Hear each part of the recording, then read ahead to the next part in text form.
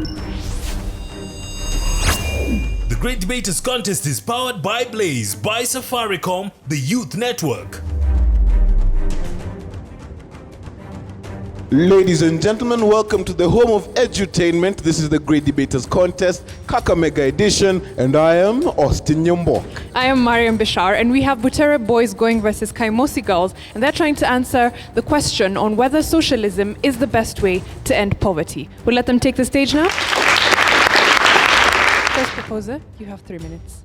They talk about the failure of socialism, but where is the success of capitalism in Africa, Asia, and Latin America? My name is Anton Alukaka from the proposition side, BUTERE Boys High School. I stand strongly to propose the motion. Socialism is the best way to end poverty. According to Lawrence Fedewa, an author in Washington Times, socialism is the system of government which the means of production and distribution of goods are owned, controlled, or regulated by the government. Poverty is a condition of failing to meet people's basic needs, like food, clothing, and shelter. In layman's language, the motion simply means a system of government in which the means of production and distribution of goods are owned, controlled, and regulated by the government is the best way to end the condition of failing to meet people's basic needs, like food, clothing, and shelter. I propose the motion due to the following. It leads to rapid economic growth. Authority is the main figure in the social economy. It coordinates resources to attain economic progress of the country.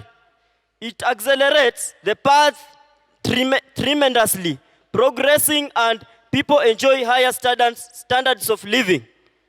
Take an example of China. According to the Guardian magazine, China's rate of economic growth has increased from 6.8% to 6.9% in 2017. In addition to this, China has lifted more than 620 million people out of international defined poverty.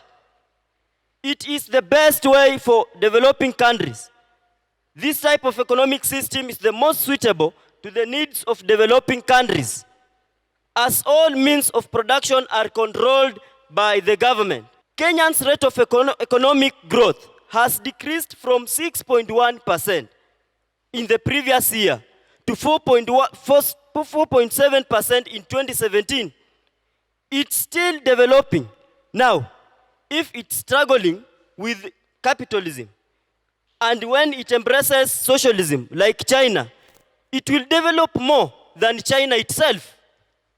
Judges, in this hall, we have 3 speakers who came out to decide on the points they will give out. They are practicing socialism. Now, if someone could come with his or her own points, where would we go? No, we must practice socialism. You have 3 minutes. In as much as you campaign for socialism, tell me, should I sit on a one-legged stool simply because my neighbor borrowed the rest pieces of wood? Should I drive a car with only one wheel simply because I shared the remaining? Carol Daisy Soita, KAIMOSI girls. Socialism is a state of political and economic based theory on the belief that what is mine is yours, is hers, and belongs to the rest of the citizens. Poverty, it is the state of lacking resources, basic needs, and social services. So tell me, ladies and gentlemen, do you believe that truly socialism can end poverty? Is it fair for me to go work hard, then come with a little in which I get and share among us 10 people? Will that end poverty? Or is it better if these 10 people compete for resources favorably, work hard, and bring whatever it is that they get on the table? Do you think that will end poverty? I thought so too. Now, I'd like to give you better ways in which we can use to end poverty. First, family planning. If you can be able to control the number of people in your family, if I can be able to control the number of people in my family, then definitely we are controlling overpopulation. So tell me something, ladies and gentlemen. Ever visited Germany? Germany, according to World Health Organization research, is actually one of the top countries that has been able to practice family planning. Back in the 1980s, back in 1982 specifically, it is when the ideology of family planning struck them. This is because the economy was deteriorating so fast, not because of any other reason, but simply because of the overpopulated state of their country. And a research done by World Bank on the 8th of December 2013, clearly shown on the Standard newspaper, indicates that the economy of Germany has increased by 47% since 1982 to 2014. This is because they were able to control their population. Development of the tourism sector. Let me cite an example of Switzerland. Switzerland has most of its tourism organization as private investment organizations. According to www.bbc.co.ke, it clearly shows that Switzerland actually do host tourists both in summer and winter.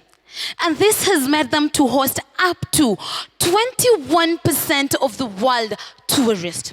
This has earned the country up to 2.3 billion shillings in a time span of 2014 to 2016.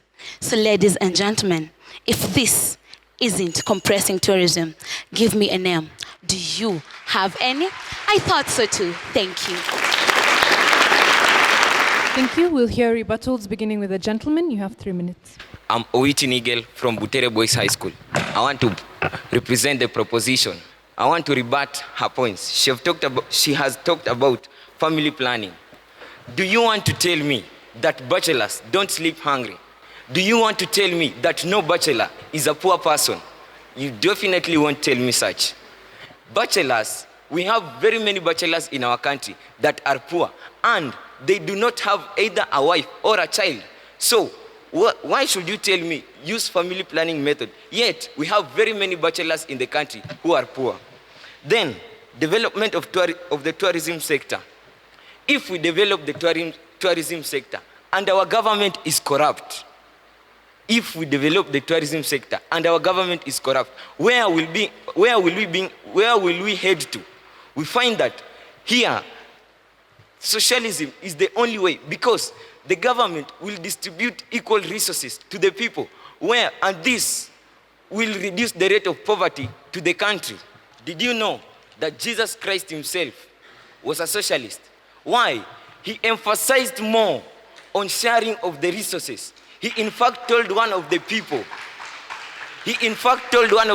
that if you want to inherit the kingdom of God, you should share your resources to the poor. Here we find that socialism eliminates social justices. Social justices, we have nepotism, tribalism, racism, gender discrimination. If these resources are divided among the people, then we will do not have the gender discrimination, we will not have tribalism. Why? These people come to work together to achieve a particular goal. For example, I have a sister in Garagas, that is in Nairobi. If my father decides to give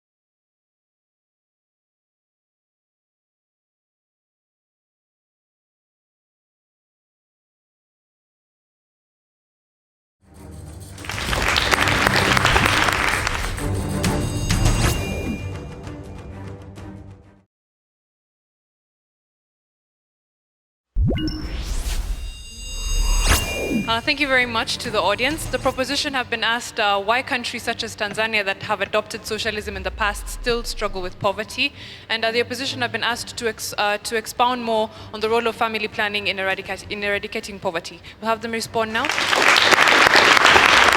Proposer, you have 3 minutes. The judges and the audience, you are honored. Fadhili Milkao from Butere Boys is standing here to strongly propose the motion that socialism is the best way to end poverty. I would like to start by answering the question from the audience. You say that why is it that Tanzania is still being struck by poverty, whereas socialism is being practiced in Tanzania? I want to tell you that socialism was immediately dropped in Tanzania when the Ujamaa thing was started by Nyerere. I would like to move on and rebut all the points that our opponents have said because they are not facts. One, she says that North Korea has failed, whereas it practices or it has a socialist economy. Compare North Korea with China. China is the second largest economy in the world. It is practicing socialism. Then, do you want to tell me that if North Korea has failed and it's not even written anywhere in the list of largest economies in the world, then you want to tell me that socialism is not the best way? Think about that. Secondly, she said that socialism encourages parasitism. Socialism makes sure that human resources are distributed equally. And one of these human resources is education. If somebody is educated, has the knowledge, and has the life skill on how to sustain himself, somebody knows the importance of working. This person, even if he's donated with a little money, he knows how to sustain himself. He knows how to develop himself. So you can't tell me that it initiates or encourages parasitism. Then you say that entrepreneurship is one of the ways that can be used to eradicate poverty. Entrepreneurship will only favor those who are able. It will only favor those who have the ability to start and develop. Then, what about the poor? Socialism discourages wasteful advertisements. Okay, under socialism, the government is the main authority and it coordinates the distribution. It plans the distribution of all these resources. Then all producers, all individual producers and all large companies are coordinated by the government. And therefore, you find that there is no competition. When there is no competition, there is no wasting of money of about 6 million shillings only for an advertisement. This is because there is no competition between these individual producers and the companies. Then this money can be allocated to the poor. Will it not help? Think about that. This is contained in the first global goal of the SDGs. No poverty. Ladies, you have 3 minutes to respond to the audience. Someone very wise once told me, the journey of life, people can walk with you, but they cannot walk for you. And so why do we keep supporting a fallacy that is definitely leading us to keep seeking the dark hand of karma?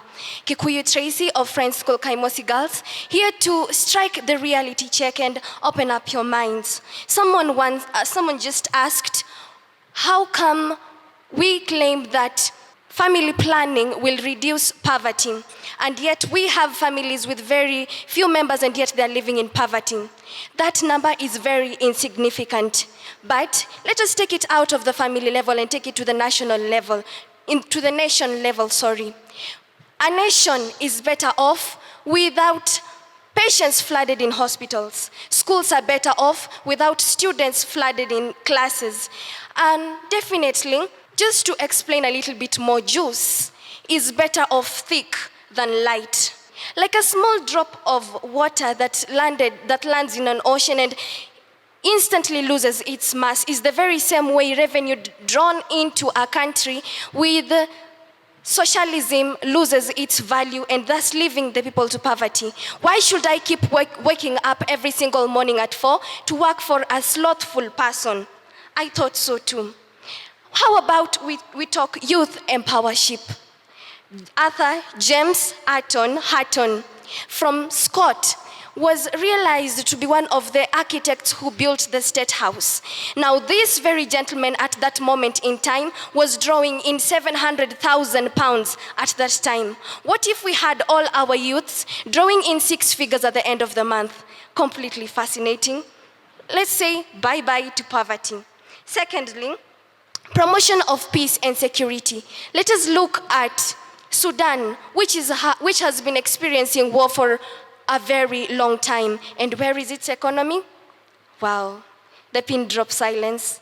Comrades, a penny for your thoughts. Now, at the same tempo, I would like to enlighten you a little bit about how improving of the agricultural sector can help us curb poverty. Israel and South Africa have been realized for one of the greatest exports in terms of agriculture. Let us take a look at Israel, a beautiful nation, but so infertile. It has been importing soil, and if you take a closer look at it, a research done by the World Food Organization has realized that Israel has been doing one of the most largest exports in agricultural, which is linking it to SDG, responsible production and consumption. Socialism has been the latest trend. Let us be different. Let us be unique. Let us stand for ourselves. Thank you.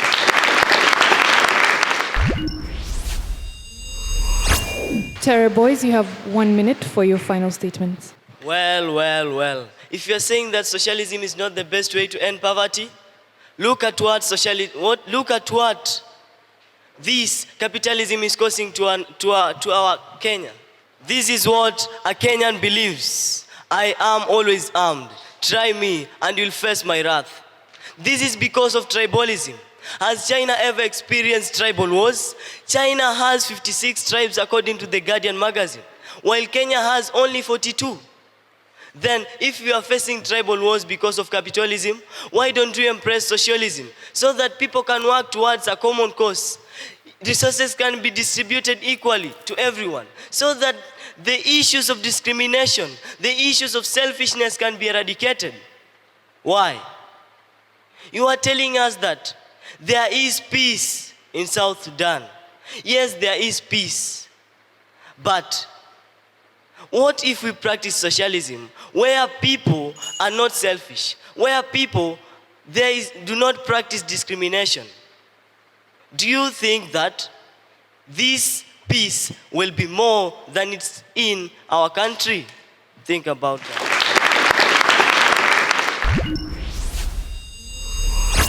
Ladies, you also have 1 minute. Life without competition is a platform not worth living. Now, a petal of a flower will always remain a petal if only it is owned by one person, but will forever remain a shred if it is shared by many people. Once again, Carol Daisy Soita, Friends School KAIMOSI Girls. Now, yesterday I thought about baking a cake, but then I realized I only had 2 ingredients, flour and milk.